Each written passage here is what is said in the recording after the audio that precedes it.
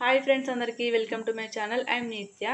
So ఫ్రిడ్జ్లో ఉన్న ఎగ్స్ని చూసి నాకైతే ఏదో ఒక రెసిపీ చేసుకోవాలనిపిస్తుంది. సో వెంటనే అవి కూల్గా ఉన్నాయి కదా, సో వాటిని కొంచెం వేడి చేద్దామని చెప్పి బయటికి తీసైతే నార్మల్ చపాతీ ఉంది కదా అని చెప్పి దాన్ని యూజ్ చేసి రోల్ చేద్దామని డిసైడ్ అయినా. సో దాన్ని పెనం మీదేసి కిందేసి పైనేసి ఎట్లనో ఒకట్లా రోల్ అయితే ప్రిపేర్ చేసేసిన.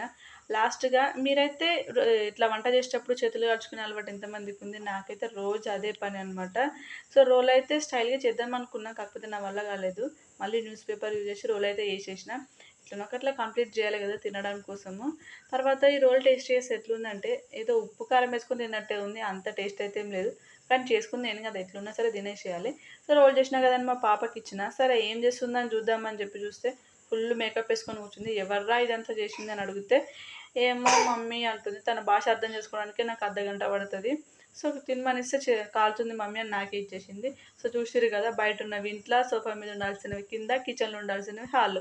ఇట్లా చేసిన నా పిల్లలు అదంతా చేసేసరికి సో మా ఓడిగో కాఫీ చేసిన మమ్మీ అని చెప్పి తీసుకొచ్చి